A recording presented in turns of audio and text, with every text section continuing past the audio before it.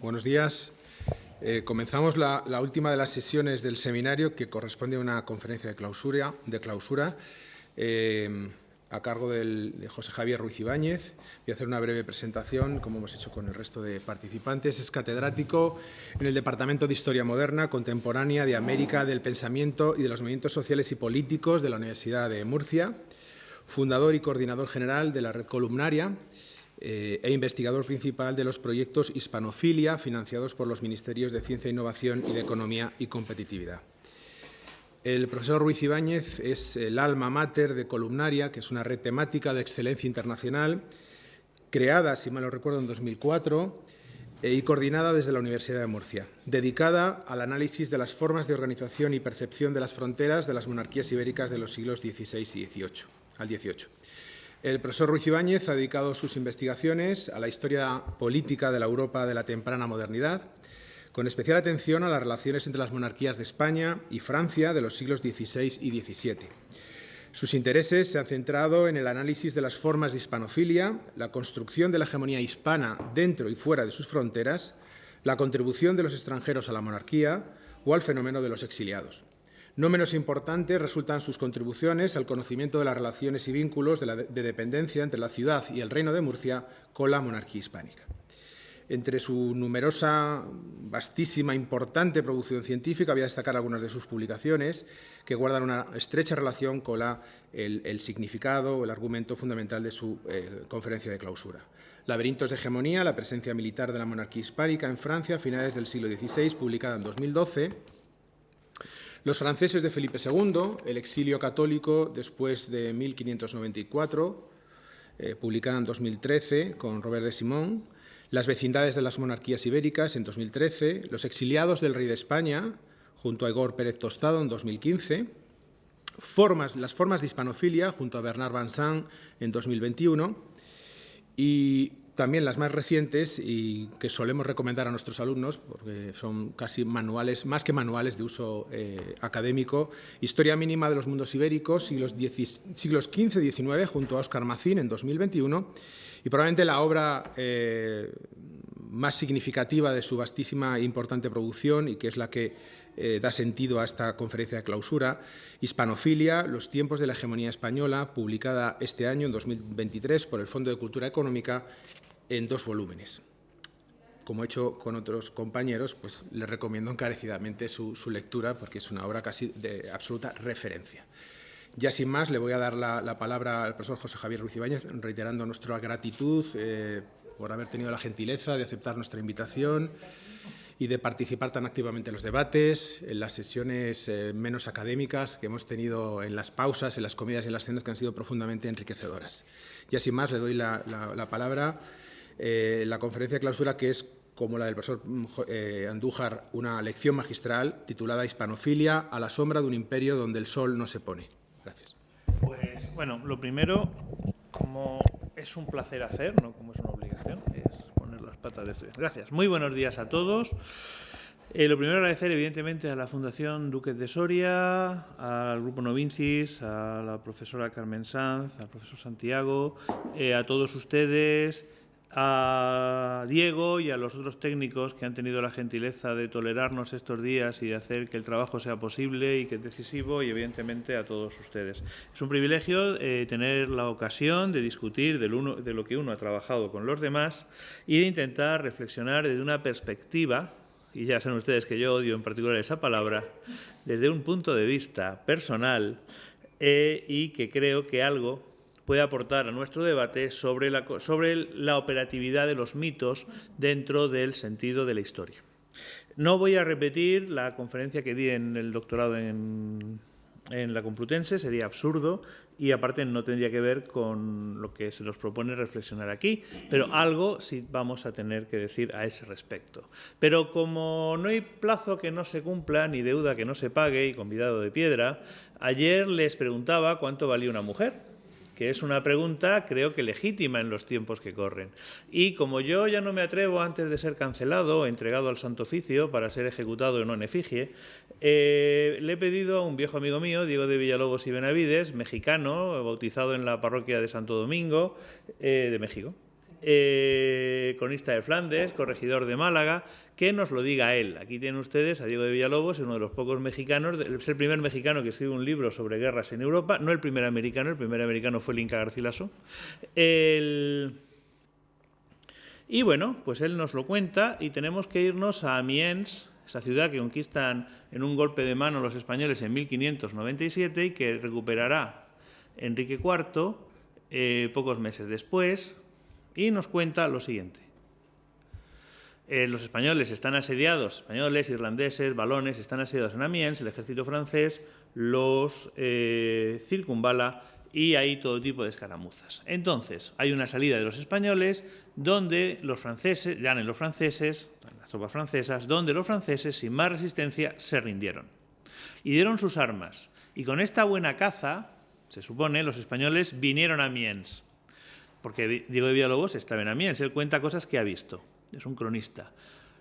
Y habiendo el sargento Alonso García pedido a los demás soldados españoles que habían salido, le diesen la parte que en los prisioneros tenían, evidentemente recordemos que los prisioneros son propiedad de quien los capturan, esto es derecho privado, la parte que en ellos tenían, para con ellos enviar al mariscal de Biron, que es uno de los lugartenientes de Enrique de Navarra, al que después le hará cortar la cabeza, intenta sublevarse, un recaudo en respuesta de un rescate que le habían pedido por una moza suya de servicio, que era su criada en campaña. Habíanle enviado a pedir rescate de ella unos franceses que la habían preso, es decir, viniendo de Doullens, a Amiens en su busca. Es decir, la moza de campaña, que no sabemos si era española, francesa, flamenca, había sido capturada por los franceses y los franceses le piden rescate por la moza de campaña. Esto es muy importante, que se están capturando y se están pidiendo rescate por mujeres. No es lo usual, no es lo usual. Bueno, y habiendo dado los demás soldados españoles la parte, envió todos los 15 franceses al campo con un trompeta, diciéndoles que le enviasen su criada, que allí les enviaba 15 de ellos en rescate de ella. Con lo cual parece claro que el precio de una mujer son 15 franceses. No sabemos cuál es el precio en camellos de cada francés, pero una vez que sepamos el precio en camellos de cada francés, podemos hacer una simple operación para saber cuántos camellos vale una mujer, pero eso lo podemos dejar aparte. Y con esto le enviaron la moza, que aunque fue arrogante, pareció bien por ser desitiado, donde no se puede tener nada por arrogante, sino solo por valor. Bueno, terminamos con un pachún, que siempre está muy bien, pero nos queda claro que efectivamente ninguna de ustedes puede valorarse en menos de 15 franceses. Creo que es un precio cuando menos justo a la hora de negociar con lo que uno vale. Aclarado este pequeño asunto del que habíamos empezado a hablar, podemos recordar que estamos posiblemente en un sitio particularmente feliz, que es Soria. En Soria se empieza a pensar, seguramente, la historia tal y como nosotros consideramos que debe ser hecha y tal y como nosotros no la hacemos. Porque en Soria, cuando el ejército de Escipión, futuro africano II, pone sitio a Numancia, le acompaña un rehén griego que va a iniciar un Polibio. Y va a ser precisamente aquí, donde se va a empezar a pensar una historia basada en las ciencias sociales, basada en una lectura de Aristóteles, en el que se prueban modelos científicos y se verifican con la realidad, y en la que se ponen a la misma altura diversos objetos de análisis. Lo que es el primer imperio republicano romano, los reinos seleucidas y demás dominios. No estamos ya en una historia descriptiva a lo Heródoto, narrativa heroica a lo Jenofonte. Por primera vez vamos a estar en una historia reflexiva que rompe, y por eso hago referencia a Polibio, que rompe de manera decisiva y definitiva, aunque sigamos haciendo una historia narrativa, el principio de que la historia solo se puede construir desde una perspectiva.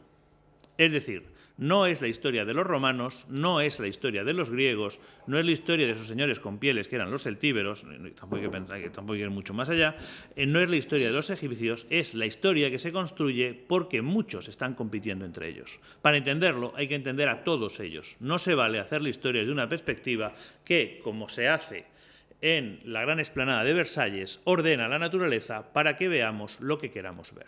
Polibio es el que construye la historia como reflexión, como comprensión, y no como genealogía, y no como simplemente un presente imperfecto que se construye desde el pasado, que es el que se construye desde el ahora. Bien, esa misma reflexión, que para entender el Imperio Español es necesario no estudiar el Imperio Español, o no estudiar solo el Imperio Español, porque si lo estudiamos desde el Imperio Español vamos a comprender lo que queremos comprender y lo que nuestra ideología nos va a dictar. Esa misma comprensión de que la historia se construye desde múltiples puntos de vista que la ven de forma diferente, que es quizá lo que nos recordó, tampoco es que lo inventara, los debates de historia cultural de los años 70 y 80, y que han dado lugar a dos caminos. Uno, negar la posibilidad de la historia ante la miríada de discursos y pensar que la única aproximación al pasado es una aproximación empática, posmoderna y poscolonial, que lo único que hace es construir genealogías ideológicas, confirmando, lo decíamos el otro día, en el mismo sentido que podía ser Herder o Hegel, son reversiones del Volksgeist, más o menos pintorescos, sean de raza, de género, de número, de lo que ustedes quieran. Les recuerdo que el único género que merece la pena ser estudiado es el humano. Fuera de eso, hacemos particularidades porque las personas viven entre ellas, no viven separadas. Bueno, el Monte Athos sí, pero creo que no sirve como referente universal de la especie humana, porque si no se hubiera extinguido hace bastante tiempo. No sé si para bien o mal de la naturaleza, eso se lo dejo a los amigos animalistas. En todo caso, si una opción es destruir el conocimiento histórico y reducirlo a un conocimiento empático, es básicamente que es lo que estamos viendo como la propuesta general, que es puro idealismo, y como saben ustedes, el idealismo terminó en 1934 en Alemania de forma divertidísima, o simplemente aceptar el reto que la historia se construye incorporando todos los agentes que puedas interpretar, sabiendo que nunca podrás conocer a todos los agentes y nunca podrás conocer todo lo que pensaban. Pero comprender que la historia es un constructo de múltiples personas, de múltiples tiempos, de múltiples puntos de vista que compiten entre sí. Lo que voy a intentar mostrarles hoy es cómo la visión en perspectiva nacionalista, étnica, ideológica o lo que ustedes quieran, necesita mitos, construye mitos, y que nuestra dependencia de esa historia mitológica sigue siendo enormemente presente hoy en día. Y no voy a hablar de la historiografía española. En España hemos tenido no voy a decir un debate nuevo, porque el debate de la leyenda negra es más viejo que las caries, es decir, es muy antiguo, siempre ha estado ahí, vuelve como una enfermedad recurrente, como quien tiene malaria. Cada generación hay que volver a hablar de la leyenda negra y decir, hablan mal de nosotros porque nos envidian, o hablan mal de nosotros porque somos unos retrasados históricos, y quizá no tanto, y en consecuencia nuestro pasado siempre ha sido cutre y fíjense el plural histórico, lo cual demuestra que somos muy longevos, hemos sido responsables de la desaparición de los, comillas, pueblos originarios de Dios sabe dónde. Les recuerdo que todos somos originarios de África y que el concepto pueblo originario, pues evidentemente tiene mucho que ver también con el Volksgeist, tiene mucho que ver con discursos de esencialidad que solo forman parte de las ideas de los teólogos, de los filósofos, pero en la realidad todavía seguimos sin encontrarlas. Y claro, pero antes le decía una cosa, si estamos en un momento idealista de la experiencia occidental, que formen parte de las ideas de teólogos, filósofos y pirados de toda naturaleza, lo que implica es que se asume que deben existir en la realidad. Y eso es lo complicado del idealismo filosófico, eso es lo complicado. Pero bueno, como ya tuvimos una magistral clase de filosofía el primer día, no me voy a detener demasiado en semejante carrera, ¿verdad? El Vimala Dharma Surya no es una maldición, es el nombre de este señor. Vimala Dharma Surya, que lo que tenemos aquí en plan bonito con sus soldados disparando con fusiles Winchester contra los portugueses en 1594, lo cual sí demuestra verdaderamente maravilloso, es uno de los héroes nacionales de Ceilán o de Sri Lanka, como ustedes prefieran llamarlo. Y de hecho en 1594 Vimala Dharma Surya obtuvo uno de los mayores éxitos militares sobre un ejército imperial ibérico enorme, cosa de 20.000 combatientes, el tamaño que tenía que tener las tropas de Hernán Cortés cuando marchó sobre México Tenochtitlan, 1.000 europeos y unos 19.000 lascarinos, tropas singalesas, a las que destrozó en el paso de Danture, en 1594. Es la mayor derrota de un ejército de Felipe II. Si juntamos con el desastre de los Helves, que se nos suele olvidar, muchos más muertos que en la Armada Invencible. Claro, el problema es que aquí cogemos el racismo cultural. Uno, pues como la mayor parte eran hindúes, eran singaleses, ¿a quién le importa? Dos, como formaba parte del Imperio Portugués, ¿para qué lo vamos a saber? Alegría al cuerpo. Nada mejor que la ignorancia para no saber las cosas. Y aparte no solo eso, sino también se capturó a una princesa con la que se casó el propio Vimala Dharma Surya, doña Catarina Bandara de Austria, hermana de don Felipe Bandara de Austria. Bien, en la historiografía singalesa, tal como se inventa en el siglo XIX, Vimala Dharma Surya se convierte en el gran héroe nacional. De hecho, esa reinvención de este personaje como héroe nacional también no nace de la nada. Después de vencer a los portugueses y de garantizar la independencia del reino de Kandy, que es este reino de aquí, el reino amarillo, frente a la posición del reino de Kotte, que formaba ya parte de los dominios de Felipe II por herencia, por herencia de ser heredero del rey de Portugal y ser heredero del rey de Kotte, que era un rey singalés. Evidentemente, ¿qué es lo que hace Vimala Dharma Surya? Apoyarse en un budismo extremadamente violento. Si alguien piensa que el budismo no es violento, hay que decirle que tampoco existen los unicornios. Soy muy cruel. Y en consecuencia, apoyarse en el budismo significa perseguir el catolicismo y significa perseguir el hinduismo. Ojo. Y que estamos hablando de guerras de religión, de guerras que tienen un componente de religión tan potente y tan sanguinario como los que se estén produciendo en Europa. Con lo cual se consolida un reino budista.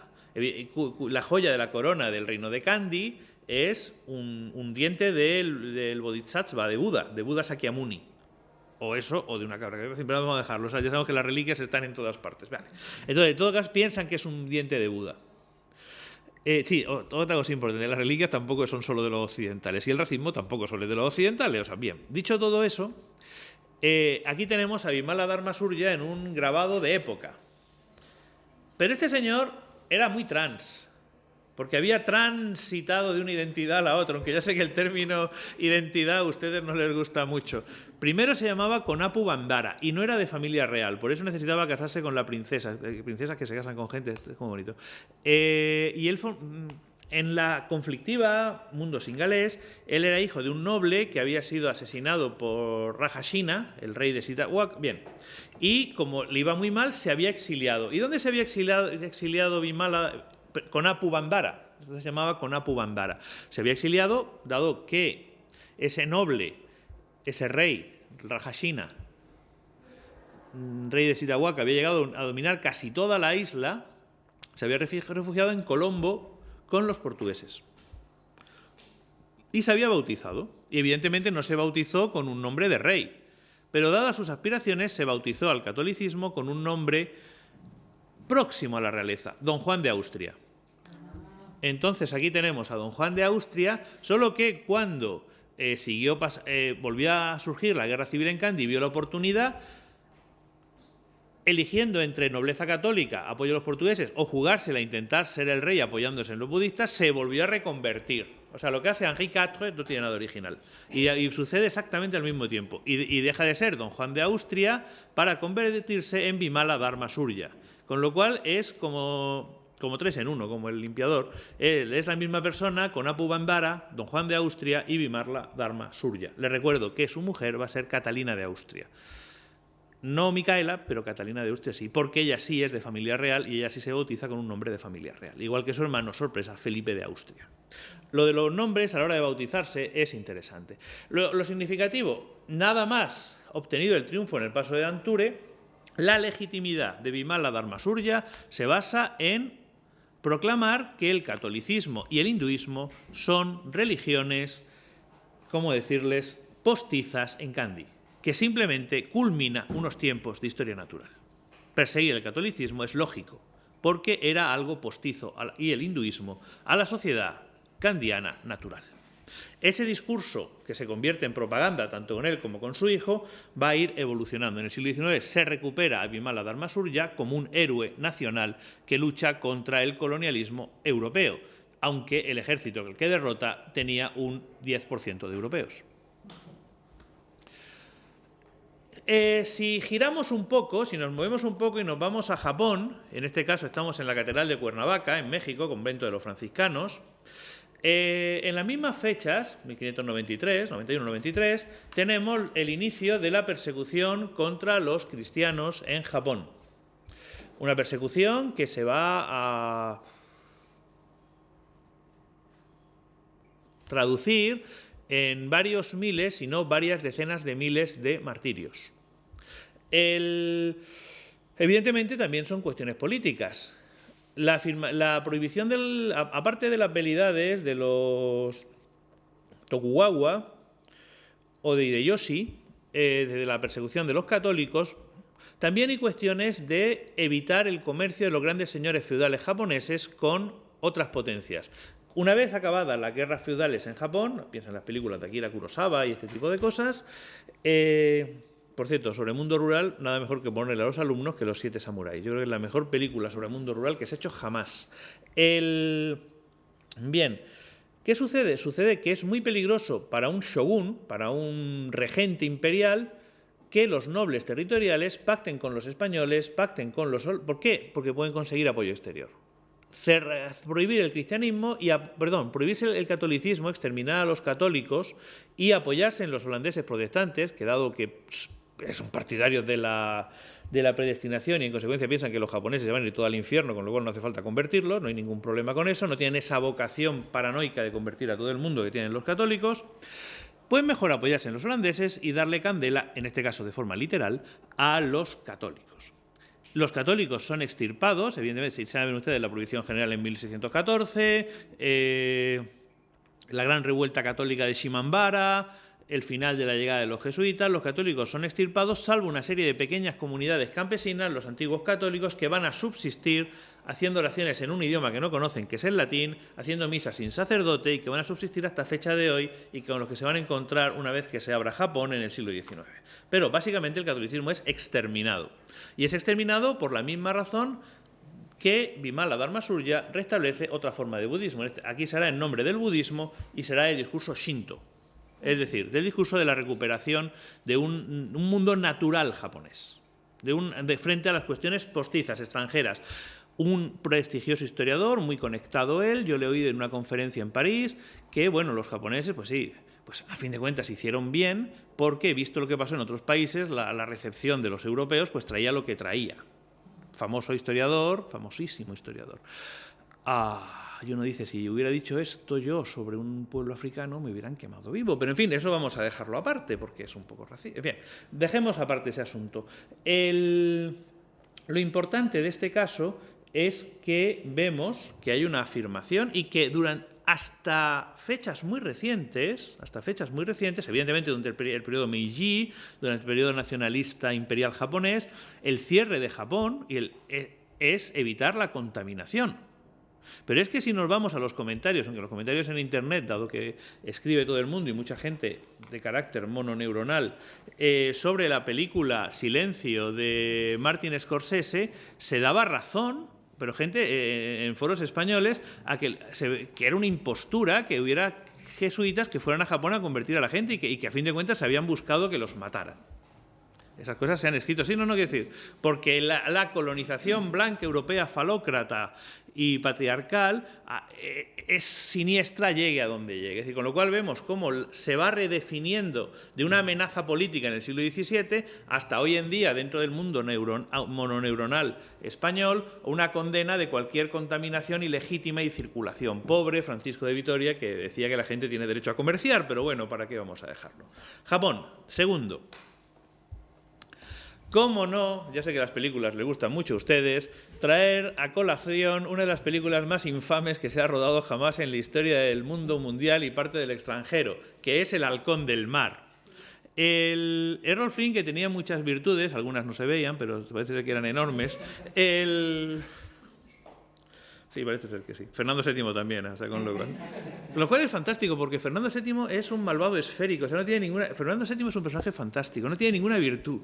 O sea, es que es fabuloso, o sea, es malo, pero o sea, es malo, es coherente, o sea, todo el mundo ni quería a su perro, o sea, no, de verdad, señor, siento un profundo, ¿cómo decir?, fascinación con Fernando VII, porque era malo, o sea, no había por dónde pillarlo, quiero decir, me parece un personaje fabuloso. Aparte, en términos de Maquiavelo, es el mejor político con un gobernante que tuvimos en la segunda mitad del siglo XX en España. Saben ustedes que para Maquiavelo un político es el que conserva el poder. No tiene moral y conservar el poder, nada mejor que no tener moral y hoy estar con unos y mañana estar con otros. Sí, estoy hablando, por supuesto, de Mao Zedong. Bien. Que cambió también de Oriente, que es un político fabuloso, porque no es esto de estos son mis principios, si no le gusta tengo otros, no, estos son mis principios que cambiaron ayer y si no te gustan te mato, cosa que también es un detalle. O sea, bien, gracias George Orwell. Bueno, como saben ustedes, en la película, dentro del mundo anglosajón, Inglaterra, hay toda una construcción desde el primer momento, que la Armada Invencible, se llamara como se llamara, que es otro de esos debates completamente absurdos, pero se llamaba la Armada Juanito. O sea, sí, la Armada Invencible era una agresión contra Inglaterra. Ese discurso papista es repetido una y otra vez. Ese discurso papista que consolida el régimen de Isabel Tudor va a ser argumentado a lo largo de todo el siglo XVII, va a justificar el famoso Popish Plot ya en la época de Jacobo II, va a justificar la deposición de Jacobo II en una cosa que llamamos Revolución Gloriosa porque tomamos muchos estupefacientes, pero que básicamente fue un golpe de Estado, va a justificar que incluso cuando John Locke hable del principio de tolerancia, excluya explícitamente a los católicos, a los que, por cierto, dado que el gobierno de Guillermo III era muy generoso, enviaba continuamente al cielo con su creador para que martirizándolos, con lo cual ganaban fácilmente la salvación. O sea, en ese caso no hay nadie más que haya hecho más por el catolicismo que Guillermo III, generando tal cantidad de santos y mártires desde Diocleciano. Lo cierto es que ese discurso antiespañol necesariamente llega al siglo XIX, ya mezclado con un racismo biológico significativo, y llega al siglo XX. Recordemos que el principio del Halcón del Mar es un 1940, es Felipe II travestido en Adolfo Hitler, pretendiendo dominar el mundo. Es literal, o sea, es literal. Y evidentemente también pensemos que esta película está incitando a Estados Unidos a entrar en la Segunda Guerra Mundial contra Hitler. Felipe II es Hitler. O sea, la traslación es como muy directa. Evidentemente, dentro de las de Errol Flynn, que las de Errol Flynn están bien para verlas cuando eres niño, luego envejecen muy mal cuando tú envejeces. Pues evidentemente tiene todos los clichés, todos los discursos del estereotipo español. Bien, y luego tenemos esa reapropiación de Juana de Arco por el cine inglés, que es básicamente la película, o sea, la magnífica película de Luc Besson, es reapropiado en una de las películas más racistas, junto con Mamma Mía. Mamma Mía, si ustedes se fijan, en Mamma Mía no hay ningún griego que tenga una línea. O sea, pueden salir personas de origen africano, pueden salir sajones, pero esas cosas de especie de término medio entre el hombre y el resto del reino animal, por cierto, que es lo que dijo Proudhon sobre las mujeres, queridas chicas de vocación anarquista, especie de término medio entre el hombre y el resto del reino animal, las mujeres. Proudhon, sí, gracias Proudhon, cómo te quiero. Pues esa especie de término, claro, porque para el mundo puritano anglosajón es completamente imposible el mestizaje. O eres blanco o eres muy afrodescendiente, eres muy legítimo por ser afrodescendiente, o eres muy legítimo por ser muy blanco. Pero lo intermedio es que es complicado. Ya recuerden ustedes que cuando se produce la guerra norteamericano-mexicana, en la que España no apoya a México de forma miserable, en 1844, Estados Unidos aplasta a los mexicanos. Recuerden otra cosa importante, la guerra del Álamo empezó porque los colonos del Álamo querían mantener esclavos y el Estado mexicano se oponía a que hubiera esclavitud. Eso es lo del Álamo, digo para que cuando vean las películas y eso, de eso se trata el Álamo. Eso es lo que no se dice. Bueno, cuando Estados Unidos aplasta a México y se queda con la mitad del territorio, hay un discurso contra el criterio de Abraham Lincoln. Lincoln se opuso a esa guerra y le costó perder las elecciones como diputado. Hay un discurso de el All México, nos quedamos con todo México y convertimos una colonia y no quisieron quedarse con todo México porque les daba pánico el mestizaje, que hubiera tanta iglesia, que hubiera tanto mestizo y que hubiera tanta gente morena. Es verdad, es increíble, o sea, es increíble, lo del All México es increíble. Bueno, pues evidentemente en las dos películas de Elizabeth, Elizabeth, qué mala que es la película, Elizabeth incluso puede ser peor, que es la segunda parte, o sea, tenemos todos los estereotipos racistas imaginables sobre la gente del Mediterráneo. Es una cosa, y evidentemente toda la iconografía es Juana de Arco, es la Juana de Arco de Luc Besson. Estas películas, como las películas del Muro de Adriano, hay que verlas dentro del discurso del Brexit. O sea, cuando se vuelve a hablar de Inglaterra como un espacio, ¿cómo decir?, insular, agredido desde Europa, etcétera, etcétera, eso va a llevar al Brexit, porque es volver a alimentar la xenofobia. ¿Y con qué éxito, verdad? O sea, qué éxito. Bueno, pues aquí tenemos a Cate Blanchett en plan... No en plan elfa de hija sino en plan... Y luego pues hay personajes como María Estuardo que podemos recuperarlos en su carácter insular, no en su carácter ni católico, ni... O sea, como cuestión romántica pues la podemos recuperar. Pero evidentemente en las películas que tenemos, salvo en la maravillosa serie de Gunpowder, que les vuelvo a recomendar a todos, no se tienen en cuenta esos principios. Inglaterra, Japón, Candy, y ya van 3. Y fíjense ustedes que la palabra español no lo he dicho en absoluto. Vamos con la mayorete del reino, quiero decir, con Enrique IV vestido de Hércules. Pues que es una mayorete, o sea, por favor. Ustedes son muy jóvenes para saber lo que eran las mayoretes, pero cuando yo era joven todavía había mayoretes, o sea. Bueno, pues aquí tenemos a Enrique IV vestido de Hércules, con la piel del dragón de Nemea, con la hidra de Lerna abajo, con el garrote y con todo lo que haga falta.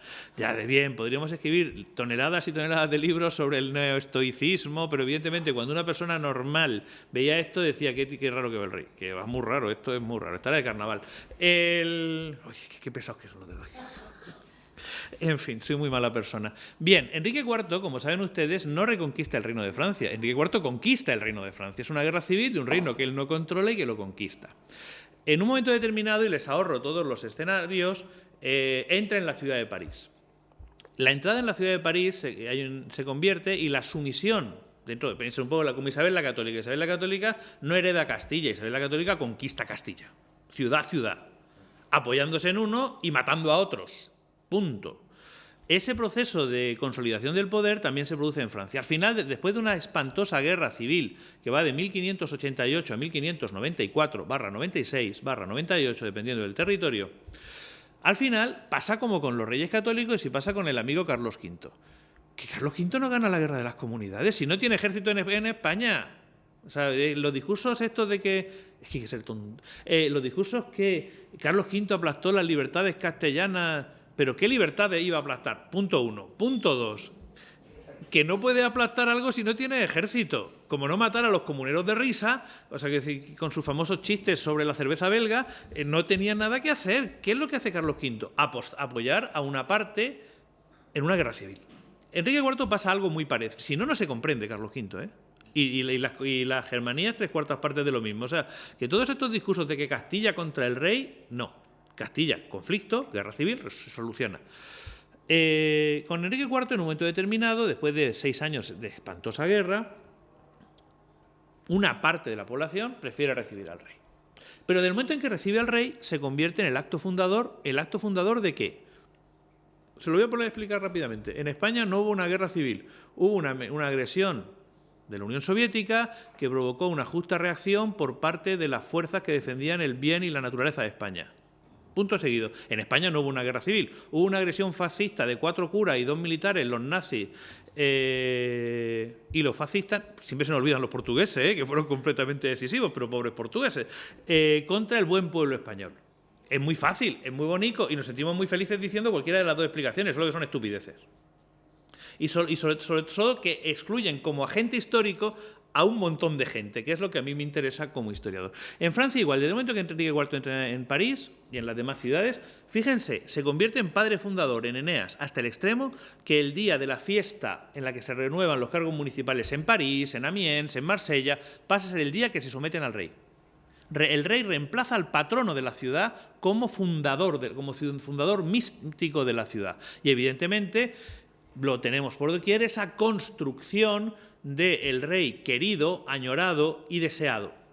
Muy interesante, y hay un artículo de Michel de Bael, que es un historiador canadiense, aunque él sigue insistiendo que fue una reconciliación entre los franceses, que no fue un triunfo en una guerra civil. Evidentemente, dentro de la naturaleza histórica francesa, la liberación de París se convierte en un lugar común. Desde Charles de Gaulle, París humillada, sufrida, pero liberada por sí misma, famoso discurso en el Hotel de Ville, hasta las diversas liberaciones de París, la liberación en la Guerra de los 100 años, la liberación por Enrique IV, todo es lo mismo, que es el espíritu patrio. En el caso de Enrique IV, como Isabel de Inglaterra, es muy claro. Evidentemente, desde el momento en que ganas la guerra, tus turiferarios dicen que no ha sido una guerra civil, fue la cruzada nacional, no, eso era con Franco, pero aquí fue la liberación contra las fuerzas del mal, que nos ponen chips en los cerebros, lo que haga falta. No hay guerra civil, nunca la ha habido. Siempre ha habido un conflicto contra una masa absurda de locura. Evidentemente de locura porque han sido los pobres los que se han sublevado, dirán en el siglo XVI, eso no lo van a decir en el siglo XX. Después, como Enrique IV es muy flexible, Voltaire se va a inventar que Enrique IV se inventó la tolerancia con el decreto de Nantes, toma ya, y que eso lo recupera el republicanismo francés en el siglo XIX, es el fundador de la nación Francia y de la nación laica. Como saben ustedes, la historia en Francia la inventan en el reinado de Luis Felipe, lo inventan sobre todo pensadores de origen hugonote, que tienen que construir frente al discurso. Pero claro, ¿qué sucede? Que incluso los más reaccionarios pirados del siglo XIX francés, los vendeanos, también recuperan a Enrique IV diciendo, no, este es la salvaguarda de los valores católicos, el fundador de la dinastía Borbón. Con lo cual, Enrique IV atraviesa los tiempos con una enorme flexibilidad, transitando, también es un personaje muy transitando de tener un contenido a otro, pero dando sentido a Nación Francia. Hasta el extremo que dentro del neonacionalismo francés se ha apropiado el Frente Nacional más de Juana de Arco que de Enrique IV. Pero si se fijan ustedes lo operativo de Juana de Arco con las imágenes que le he enseñado antes de Isabel de Inglaterra, que es Juana de Arco. Por cierto, Juana de Arco, un personaje absolutamente fascinante, o sea, se mire como se mire. Bien, con lo cual tenemos aquí tenemos cuadros, aquí tenemos otra. Esa es una representación de época de Enrique IV entrando en París. Aquí tenemos un famosísimo cuadro del siglo XIX de Enrique IV entrando en París. En este caso, con el discurso sobre la bandera blanca, que como saben ustedes, Enrique V, el que hubiera sido Enrique V, fue por lo que no fue rey de Francia después de 1871. Pero dejémoslo ahí. Enrique IV lo recupera todo el mundo como padre de la nación. Hombre que sale de la guerra civil. A fin de cuentas, los que nacimos en el periodo franquista sabemos perfectamente lo que es eso. ¿Y frente a él qué hay? Pues frente a Enrique IV, o sea, ¿quién? Porque claro, estamos viendo que los mitos se construyen contra un enemigo nebuloso. Lo hemos visto en Japón, esa contaminación absurda de los occidentales que llega hasta fecha de hoy en día, y llega hasta fecha de hoy en día no entre los intelectuales japoneses, bueno, entre los pirados de los intelectuales japoneses sí, sino entre los poscolonialistas españoles. Cuidado, que la cosa es que ese complejo de clase media cutre europea es muy malo. Frente a eso, ¿qué hay? El caos, el mal, un mal indefinible, un mal ilegítimo, algo que no es nuestro. No hubo una guerra civil, fue una agresión fascista, 4 curas y 2 militares. La verdad es que con 4 curas y 2 militares poca guerra hubiera habido, pero en fin, vamos a dejarlo aparte. No hubo una guerra civil en España, fue la agresión de los comunistas. Hay una pena que el Partido Comunista apenas si tuviera votos en 1936, con lo que era muy difícil que hiciera algo, ¿no? Vale. Es muy fácil demonizar. Aquí tenemos pues, los grabados de la Liga, de los movimientos de la ciudad de París, que fíjense, en una ciudad tan famosa como París, donde cada 2 por 3 sale un montón de energúmenos a quemarte los coches, y decir que tiene toda la mística de la resistencia, con las jornadas de julio, con la Revolución Francesa. La Revolución Francesa a Europa le costó 4 millones de muertos. 4 millones de muertos. O sea, es que las cosas hay que decirlas. O sea, quien quiera ver algo romántico en eso tiene un problema. O sea, a no ser que pensemos que hay cosas que hay muertos que son legítimos y otros que no porque nos caen mal. Toma ya. Pues efectivamente, una ciudad tan querida de las barricadas ha olvidado que precisamente y que recupera Etienne Marcel en la resistencia contra los reyes Capeto, que recupera, por supuesto, la Comuna. Se olvida que el primer momento de resistencia de Francia, el más importante, es el asedio de 1588-1594 por las tropas de Enrique IV. Y frente a eso, ¿por qué resistió tanto París? Porque estaban todos fanotizados por 4 curas. Joder, otra vez los 4 curas, pues si o sea, deberían de ser 4 caballeros Jedi, porque si no es que no hay quien lo entienda. O sea, y tenemos que esperar. No es que es verdad. O sea, cuando hacemos explicaciones históricas que requieren una parte de estupidez, habría que cuestionárselas, o sea, que de irrealismo, que no funcionan. O sea, que no funcionan, pues deberíamos de cuestionarlas. Gracias a Dios, la historiografía ha cuestionado con mucha fuerza desde los años 70 qué fue esa resistencia y cómo fue esa resistencia. Bien. Luego tenemos otros casos, no me voy a detener. Aquí tenemos al buen don Sebastián de Portugal, que al ritmo que vamos se va a convertir en un icono gay, porque no es una cosa de José Sebastián, es que el mundo es fantástico. ¿Dónde hay que bajarse? Bueno, sí. Bueno, o tenemos hoy en día lo que es el discurso oficial de la historiografía china de los años de humillación que se inicia con la llegada de los europeos. Aquí tenemos este famoso cuadro que está en el Museo de Douai, de uno de los jesuitas, es de Rubens, es una maravilla de cuadro. Son 2 jesuitas que vuelven de China y que cogen la Polaroid y se hacen 2 fotos con Rubens vestidos de mandarín.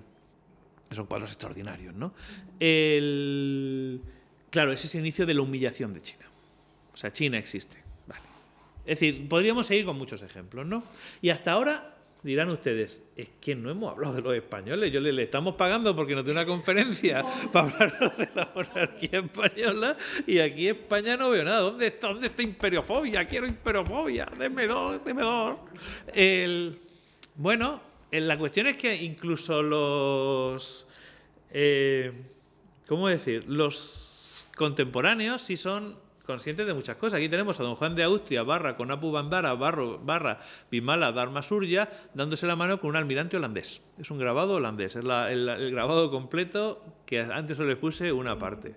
La interpretación que ha hecho la historiografía blanca occidental, que cómo suena esto, blanca occidental masculina, la tradicional occidental holandesa es que existen los portugueses, somos portugueses, y llegan los holandeses y desplazan a los portugueses del Imperio de Oriente. Claro, las personas que viven allí son figurantes, parecen los figurantes de Mamma Mía, ¿verdad? O sea, ¿qué importa que el 95% de la población sean hindúes, singaleses, birmanos, cuando podemos reducir nuestro relato a cuál es la presencia de los 6 europeos que hay en el Extremo Oriente? Pues ese es el discurso que se inicia precisamente también con los holandeses. Y es un discurso que, si ustedes se fijan, ¿qué es lo que tienen en común todo lo que les he contado hasta ahora? Que hay enormes sombras sobre muchísima población. Que ese conjunto de población es innecesario para construir nuestra comprensión histórica.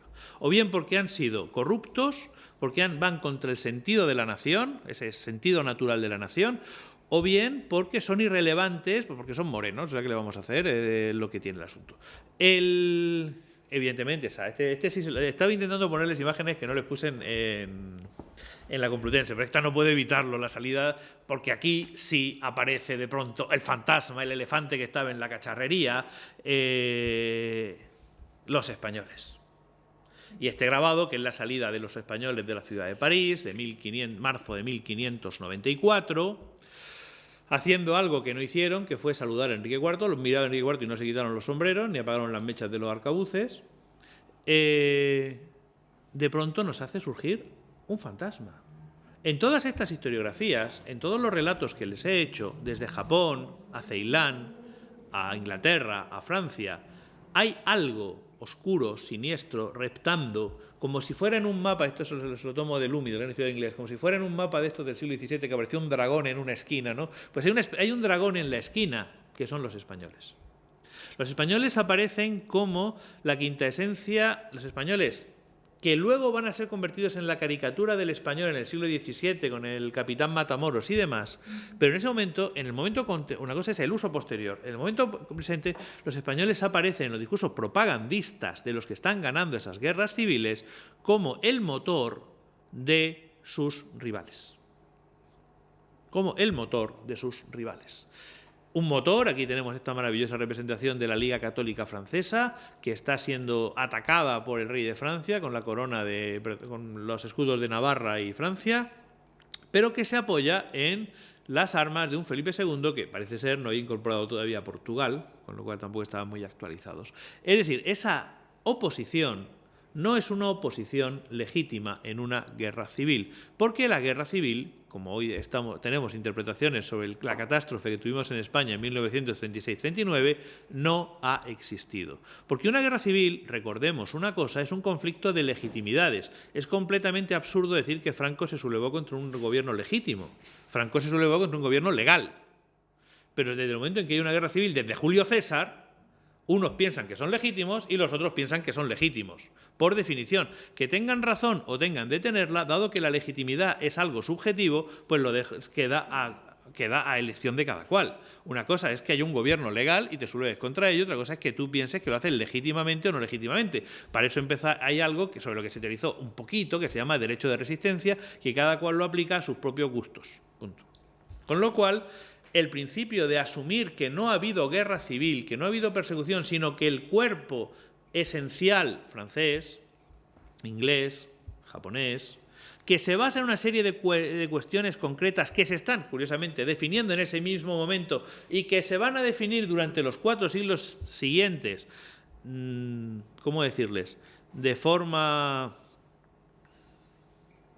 inconstante, cambiando el sentido de lo que son las cosas, requiere que quien ha luchado contra el príncipe, contra la verdadera princesa, Isabel de Inglaterra, que reina legítimamente porque está en el sentido de la historia, y son palabras muy gruesas, porque expresa la nación, eso vendrá después, etcétera, etcétera, requiere que quien ha estado del otro lado sea corrupto, sea antinatural, sea la expresión del no nosotros. Y qué mejor que ese no nosotros esté manipulado por alguien que es ajeno a lo que somos nosotros, por su religión, por su nación, en el sentido del siglo XVI, por su ambición y por su maldad intrínseca. Pero claro, es que eso pasa en todos sitios. Hoy en día vemos esta máscara y pensamos que es una representación...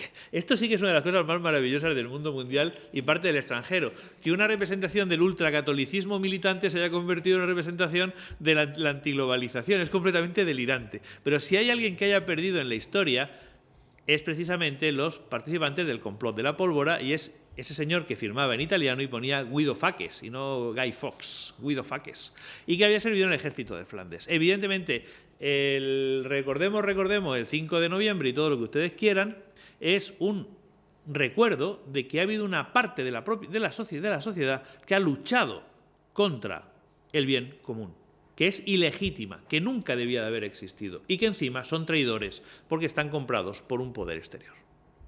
Y esto que vemos aquí, lo vemos en la historiografía y en la tradición singalesa, en la historiografía japonesa, en la legitimación de todas estas cosas. Claro, por no hablar del bueno de Ravaillac. A fin de cuentas, hay que entender a Ravaillac y al complot de la pólvora en el mismo sentido. Son lobos solitarios, es gente que está desesperada, que saben que no pueden derrocar a gobiernos que ellos piensan que son abominables e ilegítimos. Vale.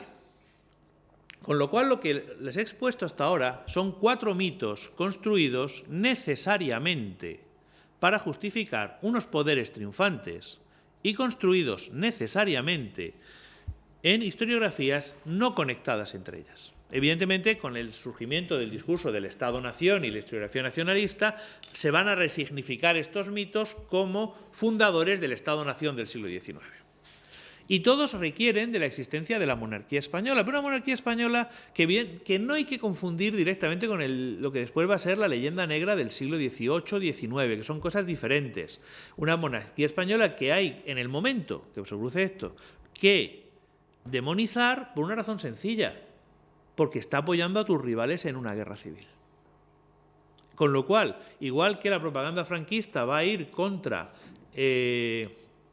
los soviéticos y contra un peligro comunista no necesariamente existente, por lo menos no durante toda la guerra civil, o la propaganda republicana va a ir con un discurso anti-norteafricano feroz, por razones evidentes, con un discurso antifascista. Es decir, va a situar el enemigo en el aliado de mi enemigo.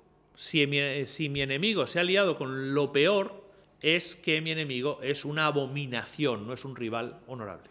No lo puede ser, no es uno de los nuestros. Y sin embargo, y aquí vamos con lo que nos pide el curso que hagamos, la evidencia histórica nos muestra que las cosas son mucho más complicadas. Para empezar, hoy en la Complutense hablamos de Robert Parsons o de Joseph Creswell, pues hoy recordemos que Inglaterra va a exportar, aparte de una comida repugnante, va a exportar a muchas personas a lo largo de todo el siglo XVI y XVII, y tanto Inglaterra como las Islas Británicas. Y tenemos que recordar que una de las principales líderes políticas de la Europa de la segunda mitad del siglo XVI es una mujer, es inglesa y vive en España. Que es evidentemente la duquesa de Feria, Jane Dormer. Alguien que, por cierto, llevaba unos cuantos muertos en su familia por parte de la represión enriqueña y va a sumar unos cuantos después por la represión de Isabel de Inglaterra, y que desde su posición, primero de condesa de Feria y después de duquesa de Feria, va a ejercer un liderazgo político y simbólico, pero no solo simbólico, de lo que es muy complejo, porque el liderazgo dentro de las diversas comunidades de exiliados ingleses, donde hay redes femeninas potentísimas. Recuerden ustedes que el convento de inglesas de Lisboa se va nutriendo gracias a una red de mujeres de comerciantes burgaleses que permiten salir coger líneas de la salida de las mujeres de Inglaterra, les hacen atravesar por Francia y llegan a Lisboa. A Lisboa hay un convento de... Es decir, son redes absolutamente femeninas. Bueno, pues efectivamente resulta que hay muchos ingleses que están en el continente. Pero no solo ingleses. Es que, bueno, aquí tenemos Jane Dormer, una vez que pasa a ser viuda. Es increíble que no tengamos una película como Dios manda. O sea, incluso el episodio del Ministerio del Tiempo, cuando está Felipe II en Inglaterra, tenían que haber hecho el romance entre el conde de Feria y esta. O sea, que dejamos pasar las oportunidades. No, en serio. O sea, sin embargo, seguimos con el complot del Escorial, con la princesa de Éboli. O sea, ya está bien. Bueno, basta, José Javier. Tómate la medicación. Quiero decirles, de pronto, no sé, si vamos al archivo y empezamos a investigar, nos encontramos, primero, en los mundos hispánicos, muchísimos exiliados. Pero es que si nos vamos a la historia de Francia, a la historia de Ceilán, a la historia de Japón, a la historia de Irlanda, Inglaterra, Escocia, nos encontramos que efectivamente la monarquía hispánica va a estar presente de muchas maneras. Y también tenemos muchos japoneses en la monarquía hispánica. Evidentemente Hasekura, esta imagen tampoco me puedo resistir. Está presente en todos esos territorios. Pero eso nos lleva a una cuestión que planteaba yo ayer, hablo así como si fuera alguien, y que es cómo se hace la política. Miren ustedes, aquí tenemos este señor con su bandera, tachán, tachán, es un señor de una ciudad que se llama Mechelen, o Malinas, o Maline, como ustedes quieran. En un momento determinado, como saben ustedes, está la revuelta de Flandes, y la revuelta de Flandes termina cuando las ciudades se sublevan a favor de Felipe II. En realidad las ciudades no se sublevan a favor de Felipe II, se sublevan porque los protestantes están prohibiendo el culto católico y porque están cambiando las élites políticas. Con lo cual, una parte sustancial de la burguesía coge sus arcabuces y se enfrenta a los que se habían sublevado contra Felipe II. Y después de echarlo dicen, ¿y ahora qué hago? ¿Cómo me mantengo? ¿Quién me puede proteger del ejército de los estados de las Provincias Unidas? Felipe II. Voy a pactar con Felipe II que me dé todas estas condiciones, estas y estas y estas, todas estas condiciones, que me las reconozca, bueno, vale, que me las reconozca como si me las diera gratuitamente, no como un acuerdo, vale, acepto pulpo como animal de compañía.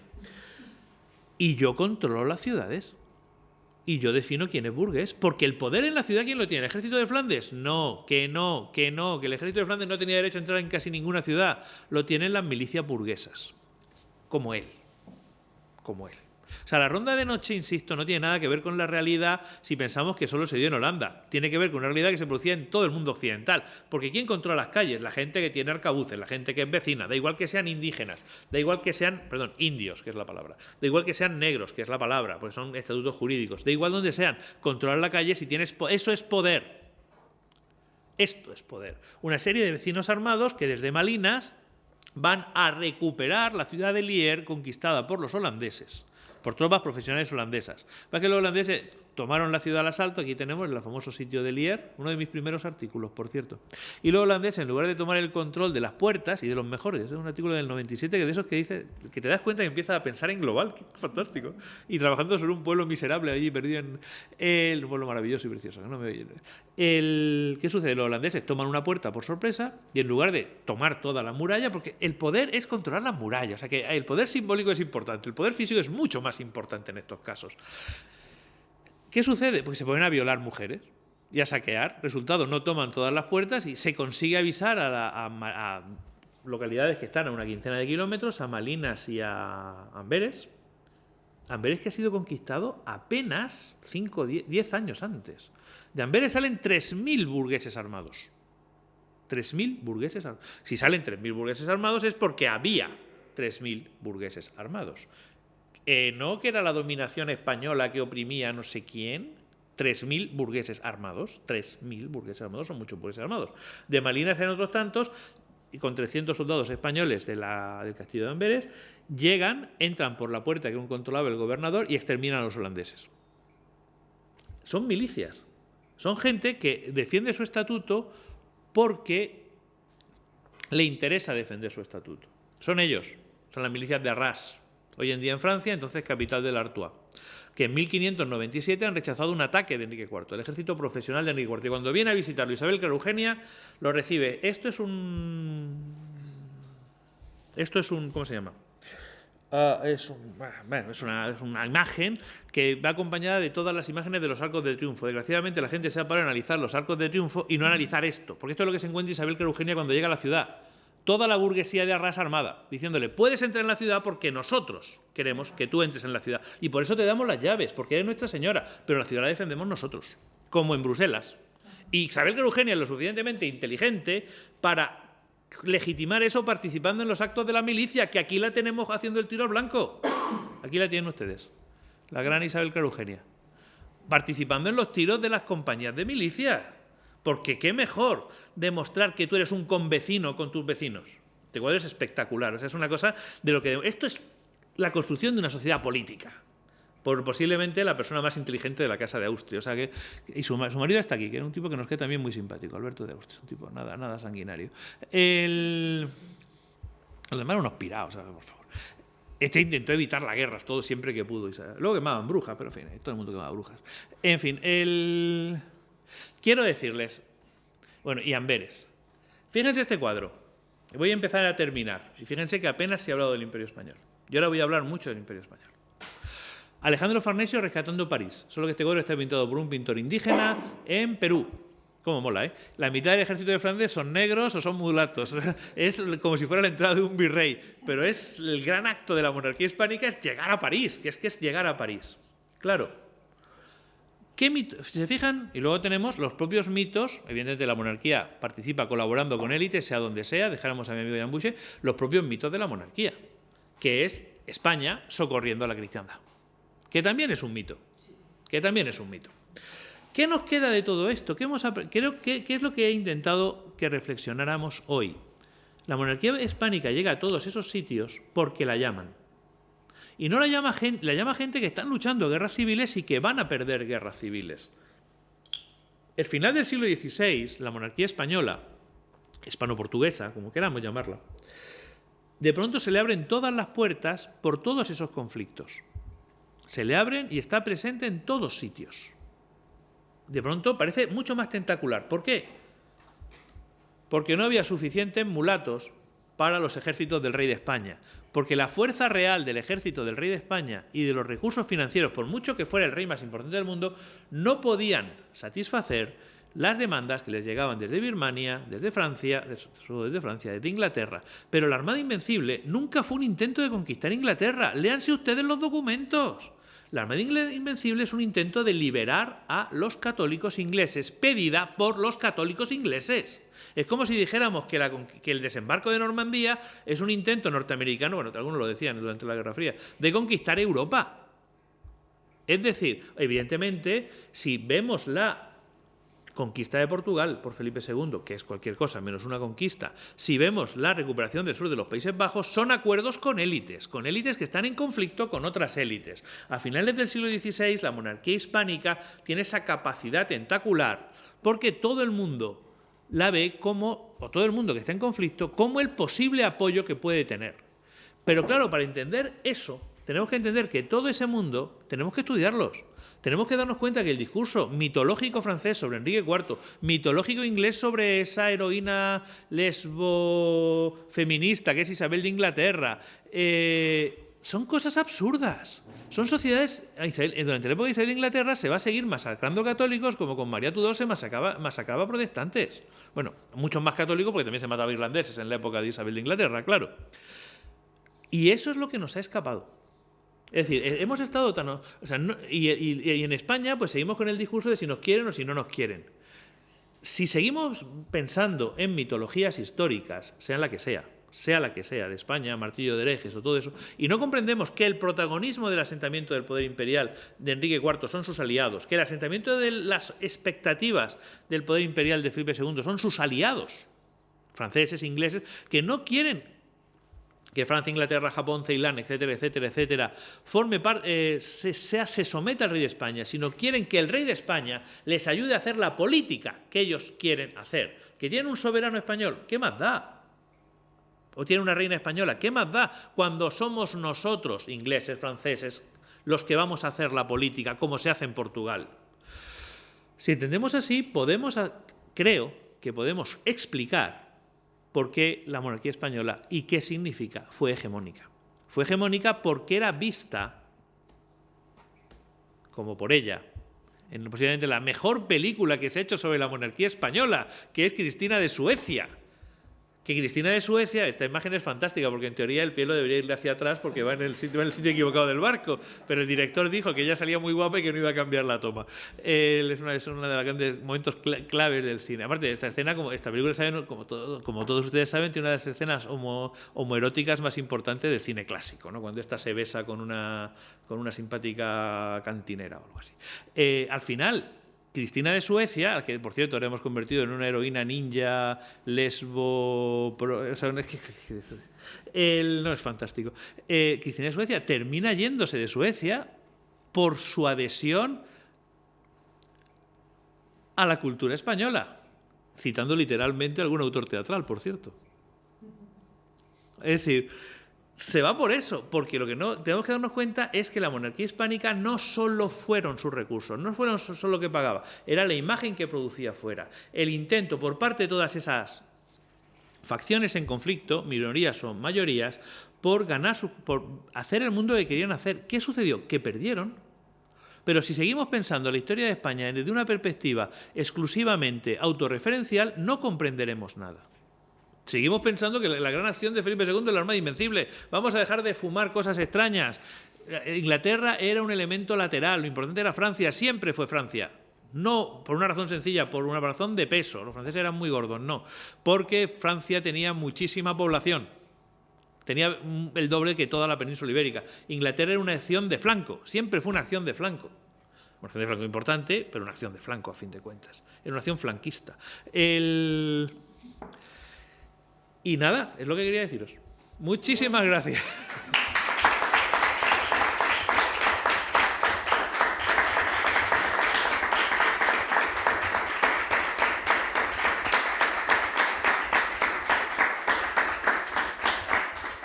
Así tenemos media horita para un debate, que es lo que también queríamos. O sea, no he hecho lo de la Complutense, ¿no? Porque no me gusta repetir nunca una conferencia.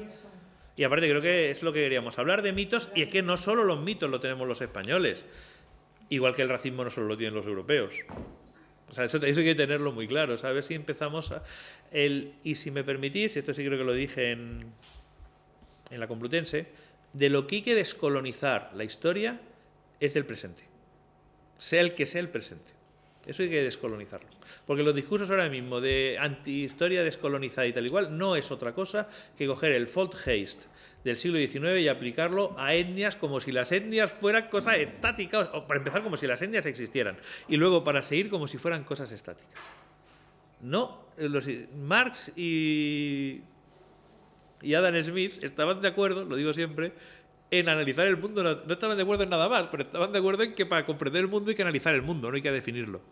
Y bueno, pues eso, o sea, Marx y Adam Smith, o sea, Venga, dudas, preguntas, cuestiones, discrepancias.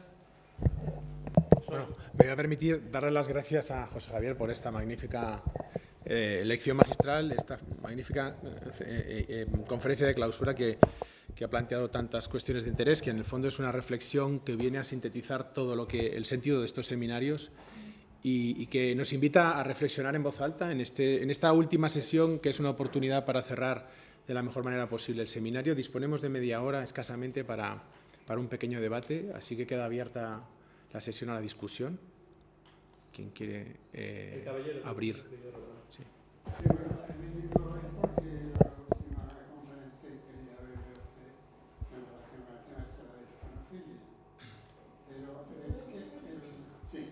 El problema que yo veo siempre en todo este tipo de debates, hispanofilia, hispanofobia y todo lo demás, es que cuando se habla de España siempre se cometen las mismas anacronías.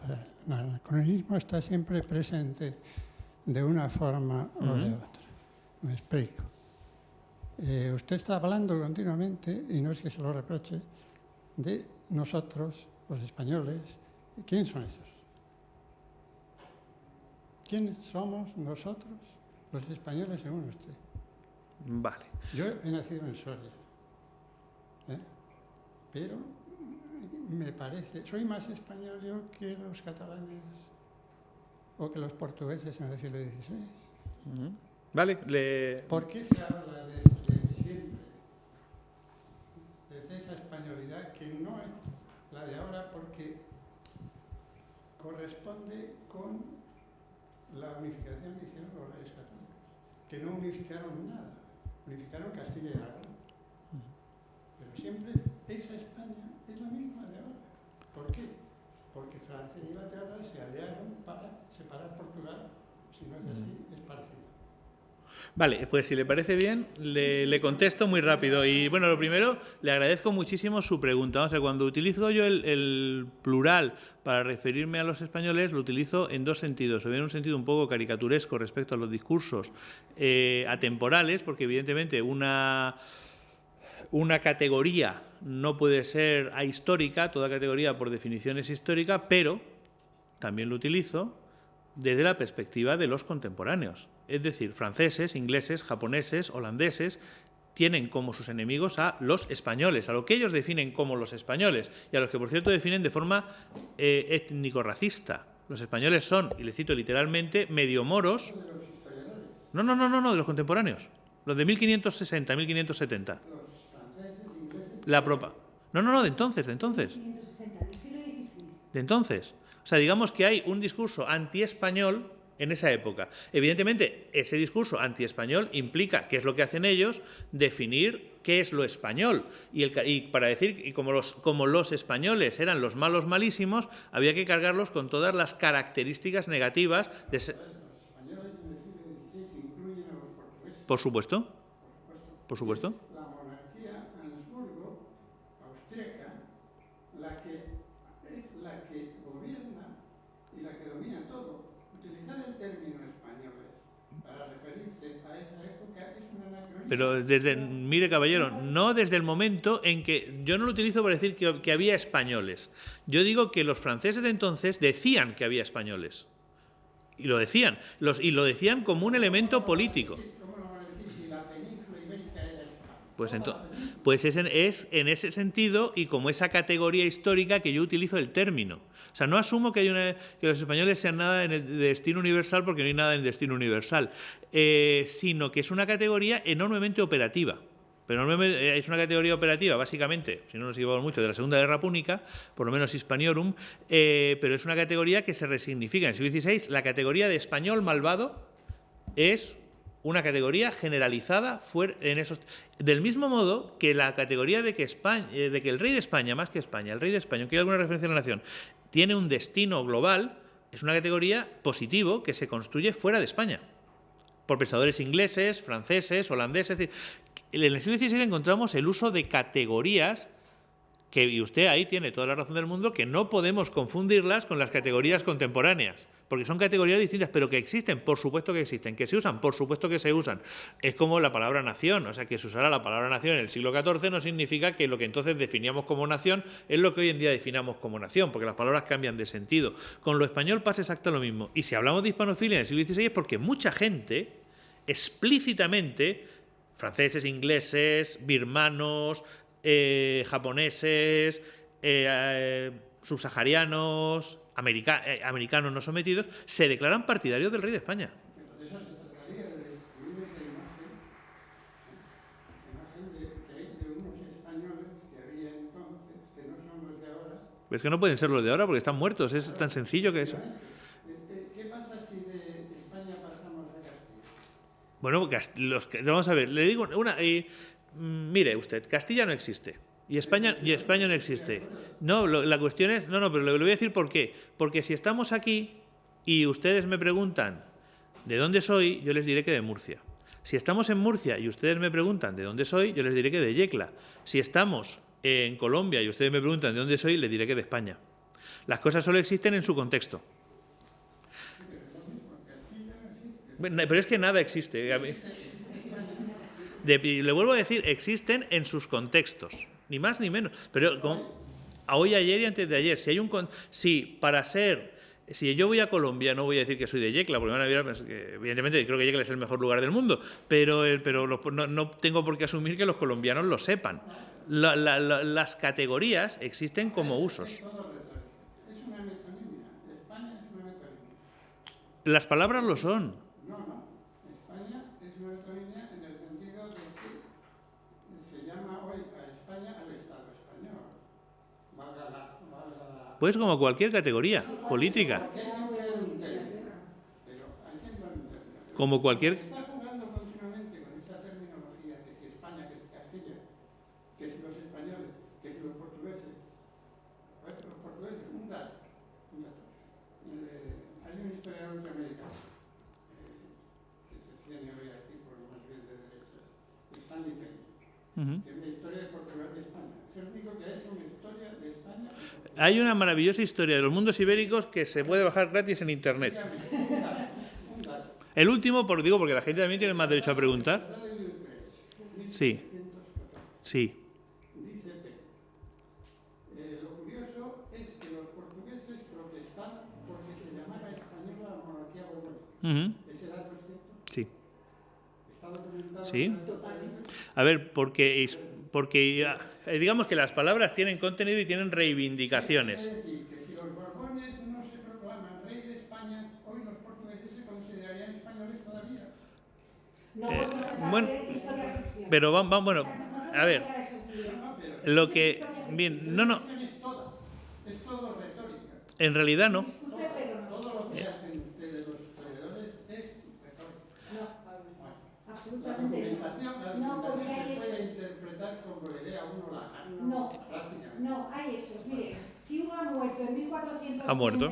no ha muerto en 1496. Eso no, pero es que la historia se hace con datos. Claro. La historia se hace con datos. La historia no se hace con Vamos a ver. entelequias. La historia se hace con datos, Si me permite, no con entelequias. sí. Hay gente que se dedica a hacer historia con entelequias, Si me permite, pero los historiadores la hacemos con datos. Permitos. No, le decía el caballero, si me permite usted, le termino de responder por si hay más cuestiones. Hay una diferencia entre convertir el pasado en una retórica o aprender del pasado la información que tenemos. Eso se llama historia. Eso es lo que hace Polibio. Es decir, tomar los datos que podemos tomar e intentar interpretarlo con los recursos que tenemos. Pensar que todo es narrativa y todo es discurso es idealismo. Pero insisto, ni Marx ni Adam Smith. Es decir, a la realidad podemos llegar como podemos llegar. Nunca podremos llegar de forma completa. Pero si no intentamos llegar a la realidad y nos quedamos en un,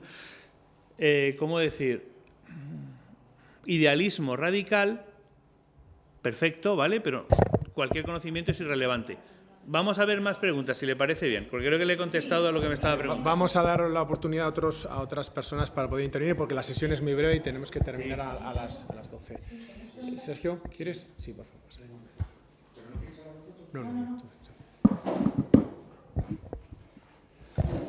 Nada, pues bueno, por supuesto, darle las gracias al profesor Ruiz Ibáñez, además porque creo que, por retomar un poco el hilo del seminario, que estamos en un ciclo de hispanofilia.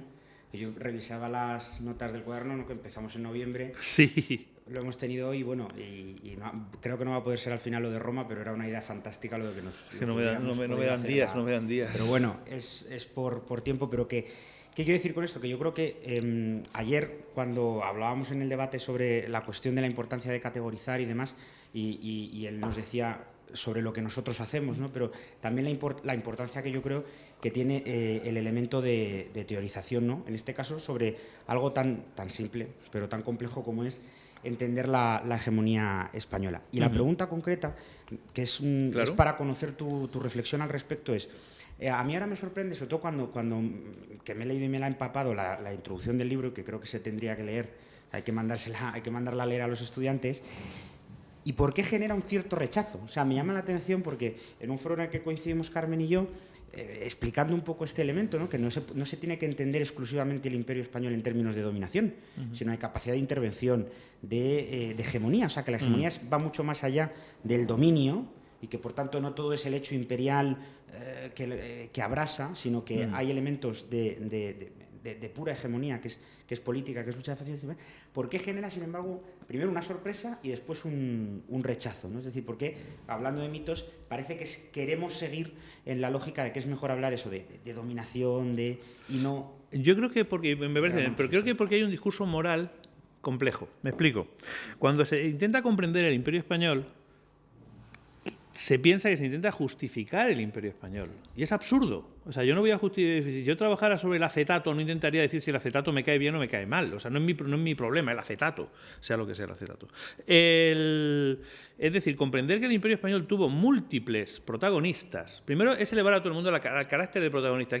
¿Cómo se controla Arras? Porque los vecinos de Arras deciden que el rey de España sea señor de Arras, con sus arcabuces, y lo deciden todos los días. ¿Quiénes son los protagonistas? Los vecinos de la monarquía hispánica, los vecinos de Arras.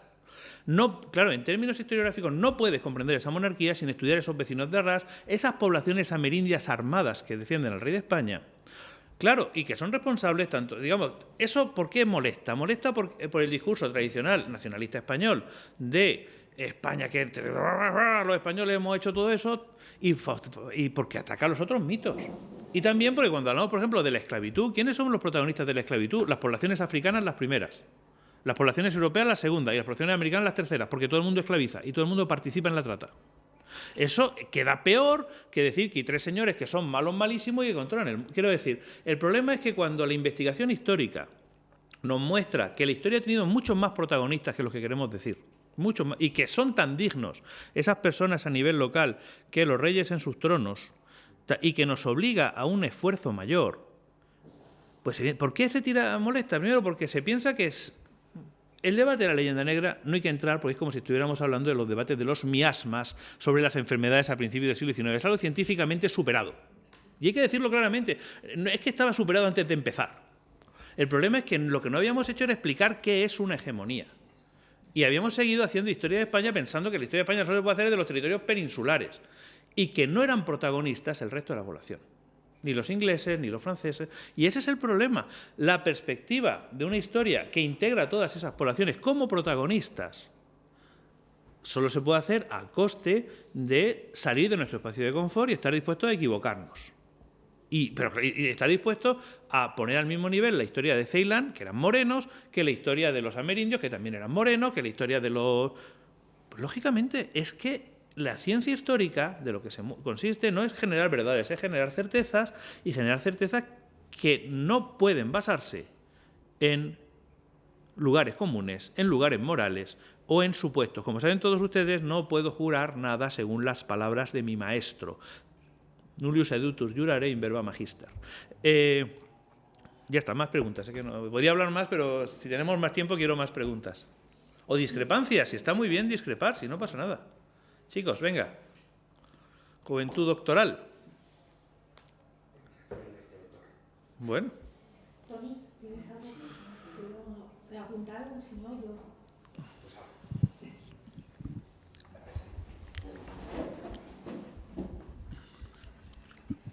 Bueno, muchas gracias. Muchas gracias por esta lección magistral, lo ha dicho Santiago, pero lo digo yo también, por esta manera de explicarnos lo que fue la hegemonía de la monarquía hispánica, de explicar que hay muchos agentes invisibles, pero mayoritarios, que ayudan a sostener la hegemonía, que Felipe II estuvo en los sitios porque le llamaron. Es decir, si Felipe II estaba en Ceilán, estaba porque o heredó en un momento o le llamaron en otro, si estaba en Japón era por lo mismo. Y mi pregunta va un poco continuando con lo que nos decía Sergio, porque realmente esto, hacerlo empapar en los manuales de historia nos está costando un mundo. Es decir, yo sé que no es un discurso sencillo. Es decir, el primer problema que tenemos es que no es un discurso sencillo. Y entonces es difícil manualizarlo. Pero es necesario manualizarlo. Y mi pregunta es, ¿cómo podemos manualizar este discurso? Es decir, ¿cómo esto puede llegar a las aulas? Necesitamos que llegue a las personas a las que formamos. Porque si no, vamos a seguir explicando las mismas cosas. Dos miembros de Novicis que no están aquí, pero han estado haciendo la EBAU, el examen de acceso a la universidad. Claro, espeluznan los pobres de las cosas que contestan los alumnos porque son las que les han enseñado. Si no, es decir, el examen está bien, no les puedes decir que el examen está mal, pero es tremendo lo que se sigue enseñando en las aulas. Entonces, mi pregunta es muy de profesor a profesor. ¿Cómo manualizamos estas cosas que son certezas ya desde hace, tú dices, la historiografía, las hemos construido, pero el trabajo que ha venido haciendo Columnaria desde hace 15 años está ahí? Entonces, ¿cómo se manualiza esto? ¿De qué manera podemos conseguir? Vamos a ver, yo creo que, y es una muy buena pregunta, porque lo que estamos pensando, me refiero en términos historiográficos, los últimos 20, 25 años, no lo estamos pensando nosotros solos. O sea, la historiografía en México, en Colombia, en Perú, en Italia, en Francia, nos permiten conocer mucho mejor las cosas. Entonces yo, para empezar, creo que hay que volver a un elemento claro, que es ¿qué estamos estudiando? Y estamos estudiando seres humanos. Esto parece una tontería, pero estamos estudiando seres humanos y estamos estudiando jerarquías y estamos estudiando cómo se construye el poder. Eso lo debemos hacer a partir de múltiples orientaciones, desde el estudio del teatro, el estudio de la diplomacia, el estudio de la competición social, entender que eso está en todos sitios e intentar explicar que son procesos históricos construidos por personas con desigualdades, con múltiples protagonistas, y ahí, a mí, fíjate, lo que más me preocupa ahora mismo es, y de hecho algún congreso organizado sobre eso, enseñar historia a los nuevos españoles. Es decir, a los hijos de la inmigración, para que no piensen que una historia que es completamente absurda, que no tiene nada que ver con ellos. Pero es que si nos damos cuenta que, por ejemplo, el poder de la monarquía hispánica se consolida en Nueva Granada, Colombia, gracias a que una parte de los pijaos, etnia de que ustedes no han oído hablar, pero da exactamente igual, decide que están mejor con el rey de España que con los otros pijaos, se significan, esos señores son protagonistas de construir el Imperio Español. Y lo sabemos. Y o decir que el Imperio Español se construye ahí y que estudiar eso y estudiar la Armada Invencible es lo mismo. Porque lo que estamos estudiando, personas que están tomando opciones políticas, económicas y sociales. Y que esos protagonistas del conjunto del imperio son todos. Y ese es el artículo que saqué, la trilogía de artículos con Gaetano, el segundo va sobre eso, sobre quiénes son los protagonistas de la historia. Yo creo que incidir en quién es protagonista y darnos cuenta que el que estudia la nobleza no tiene un interés para conocer solo lo que pasa en la península, sino que esas lógicas nobiliarias son las mismas de las guerras feudales en Japón, son las mismas de las guerras en Francia. Y que lo que nos decía el profesor Andújar el primer día, que ser noble no implica ser comerciante. Es decir, que lo que no podemos hacer es coger una sola categoría, español, mujer, hombre, noble, negro. Negro es una categoría jurídica, subrayo. Indio, que es otra categoría jurídica en la Edad Moderna, no confundir con la categoría étnica que surge en el siglo XIX, a ver si... Una categoría y pensar que eso define una persona. Tú podías ser perfectamente negro y ser caballero de Santiago, perfectamente no, con muchas dificultades, ahí sí, pero hay casos, podías serlo. Podías ser mujer y siempre ponemos el ejemplo. Decimos, a ver, ¿quién es más importante? ¿Un español de Cuenca que llega a América y que es blanco y tiene barba? ¿O una mujer mestiza Y ustedes me dirán, lógicamente, pues los españoles falócratas, pues si no eres español. Si la mujer se llama de apellido Alvarado Xicoténcal, es la persona más importante de la ciudad de Guatemala, porque es hija de Pedro de Alvarado y de una princesa tlaxcalteca. Y tiene un montón de esclavos. Claro, si de principio pensamos que una persona no es una sola categoría. Todos somos muchas cosas. Todos somos del Atlético de Madrid, somos de Murcia, tenemos barba, pero una sola categoría somos heterosexuales, homosexuales, pero tú por ser homosexual no te defines como ser humano. Es una de las de las diversas categorías que tienes. Si no te han metido, y perdón por lo que voy a decir, en un bantustán y te han encerrado allí y tu propia categoría te ha convertido en prisionero. Y en la edad moderna tenemos exactamente lo mismo, comprender las categorías, comprender los espacios y reafirmar los protagonistas. Y yo creo que ese es el camino, o sea, porque seguir con lo que nos...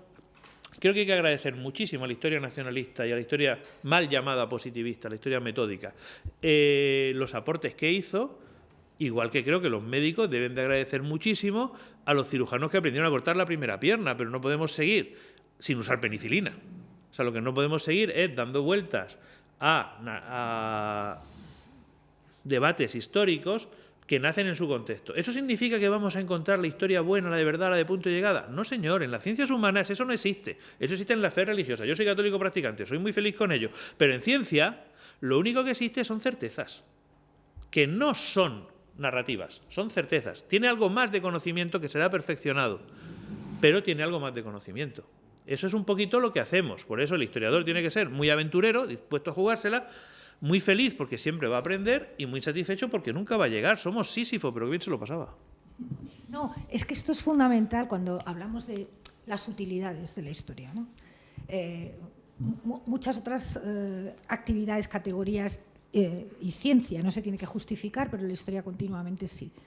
Es que es absolutamente necesario darle la vuelta a esto, claro. Porque yo hace 2 días, a raíz de los disturbios de París, he visto un vídeo que me espeluznaba en un aula de bachiller donde preguntaban a los alumnos quién se consideraba francés.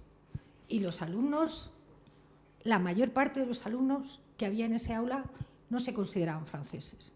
Y empiezan a argumentar lo que en su cabeza, no sé qué les han metido en la cabeza, pero en su cabeza alguien que pues procedía del mundo musulmán no se consideraba francés, a pesar de que gozan de todos los privilegios de un ciudadano francés, la educación gratuita, la seguridad social, la posibilidad de formación, es decir, jurídicamente son franceses, no se consideran franceses. Ocurría igual con varios hindúes que decían que primero eran hindúes y después todo lo demás. Bueno, esto no está pasando en España, pero puede pasar perfectamente. Es decir, y eso tiene que ver algo con el discurso histórico que mantenemos en nuestra narrativa en las aulas. Algo tiene que ver. O sea, lo que no se puede hacer, si me puedo permitir, lo que no se puede hacer bajo ningún concepto es seguir con el discurso de que existe una historia de España y una historia de América Latina. Eso es absurdo. Primero, América Latina es un término inventado para justificar la intervención francesa en la Guerra Civil Mexicana de mediados del siglo XIX, con lo cual la gente debe saber de dónde demonios vienen los términos que usan. Y en segundo lugar, es que es la misma historia, para bien y para mal. O sea, esto, que sea la misma historia no significa que sea buena ni que sea mala, insisto, que no es el acetato. Insiste que esa gente son tan protagonistas de la historia. Las poblaciones semiesclavizadas que trabajaban en las minas en América, las poblaciones semiesclavizadas que trabajaban en las minas en Almadén. Todos son protagonistas de la historia. Si no entendemos eso y si no explicamos eso, si seguimos diciendo que hay gente de primera y gente de segunda, que si, por volver a la introducción del libro, si no nos damos cuenta de las huellas en la nieve, tenemos un problema. ¿Cómo hemos podido pensar que hacíamos historias sin incorporar la participación de las mujeres? Cosa que tampoco era del todo cierto, porque vamos, Santa Teresa estaba en todos sitios, la fundación... Lo que pasa es que no nos gusta estudiar cierto tipo de mujeres. Perdona, corazón. Pero es que no solo no hemos estudiado cierto tipo de mujeres, es que no hemos estudiado los campesinos, que son el 90% de la población. Hombres, mujeres y burros. O sea, quiero decir, por eso es tan bonita la historia. Y la historia tiene una... Fíjense ustedes. Tiene una utilidad máxima, que no tiene ninguna otra disciplina, que libera al ser humano. no porque permita construir discursos alternativos, porque ese discurso no me gusta, el mío ideológicamente me produce otro discurso histórico, no, porque me permite ver datos que me cuestionan los discursos, que me dicen que el presente solo puede ser de una manera. Y esos datos están ahí disponibles. O sea, hoy en día sabemos una cosa muy clara. Cuando empezamos a contar batallitas sobre la trata negrera, una de las cuestiones más infames de la historia de la humanidad, no deberíamos de olvidar que todo el Mediterráneo está basado en la esclavitud. No deberíamos de olvidar que hay una importante población de la población española que está siendo esclavizada. No deberíamos de olvidar que en las guerras entre europeos se esclavizan o por lo menos se cobra rescate. Es decir, ¿eso quita dramatismo a la trata negrera? En absoluto. Pero nos permite comprender que la sociedad es una sociedad de salvajes, fueran entre europeos o entre europeos y extraeuropeos. Es decir, y esto es un punto muy importante, que los europeos no se hicieron salvajes al entrar en contacto con otras poblaciones, ya lo eran de entrada. Lo interesante, lo curioso es por qué, cuándo y cómo los europeos dejan de comportarse como salvajes respecto a ellos mismos y siguen comportándose como salvajes respecto a las poblaciones extraeuropeas. Y eso, amigos míos, es el siglo XVII, es la revolución científica y es la ilustración. No es el siglo XVI. Y los datos no lo dicen. Y es tan triste, la ilustración va a tener el gran aporte de hablar del... O sea, desde el momento en que pensamos que podemos entender la naturaleza directamente con nuestra percepción, y eso efectivamente es el realismo, podemos categorizar a las personas por la raza. No puede haber racismo biológico sin revolución científica. La revolución científica, que en mi opinión es el momento más brillante de la historia de la humanidad, como todo momento brillante, genera sombras. O sea, mientras que los ilustrados eran unos pedorros que no hacían más que aburridos. En fin, perdón, ustedes no me tomo la medicación. Muchas gracias por su atención y nada, pues muy amables.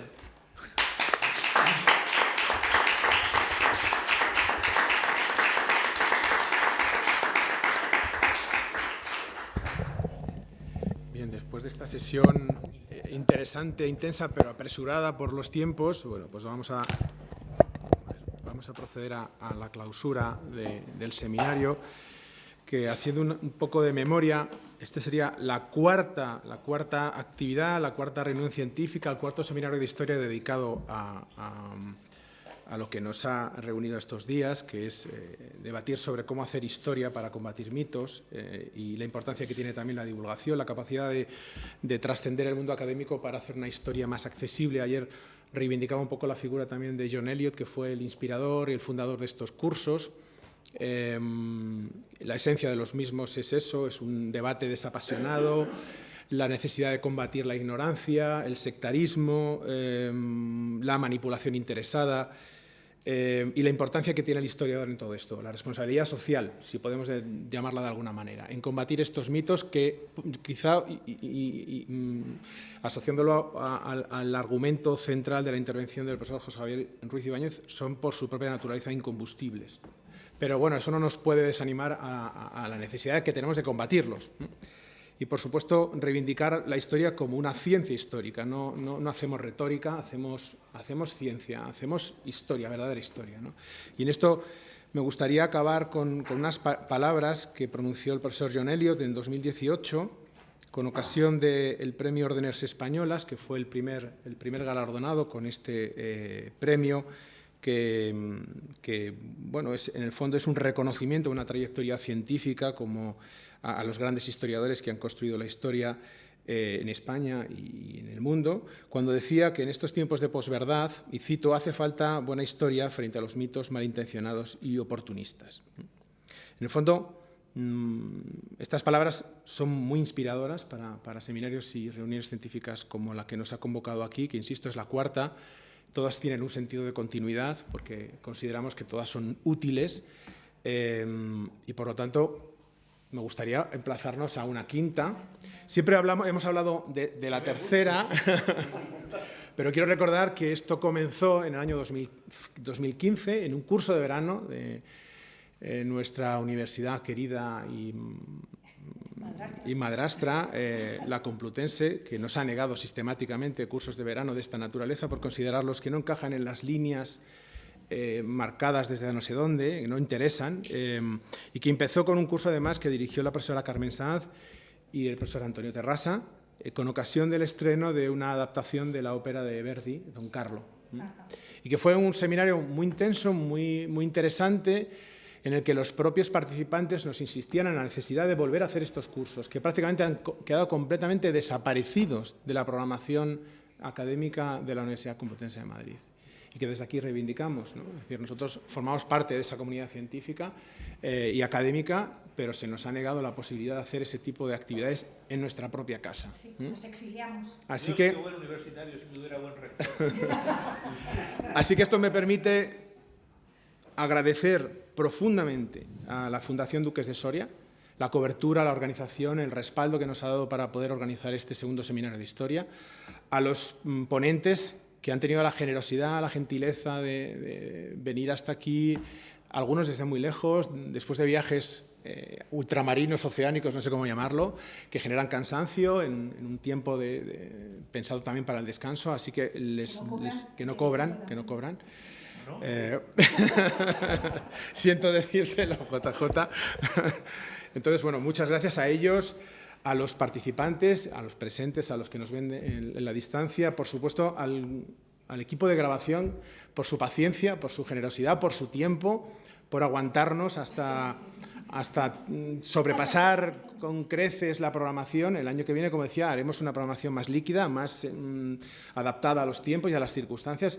Y, por supuesto, no puedo acabar de otra manera que agradecerle, por supuesto, a Carmen la oportunidad que me ha dado este año y los anteriores de poder hacerlo con ella, de dirigirlo, y con un equipo extraordinario, tanto novincis como los que no son. Aquí esta columnaria de la que formamos parte también nosotros. Y lo quiero cerrar dando las gracias, que creo que son compartidas, a Lucille Soler, que ha sido la secretaria del seminario.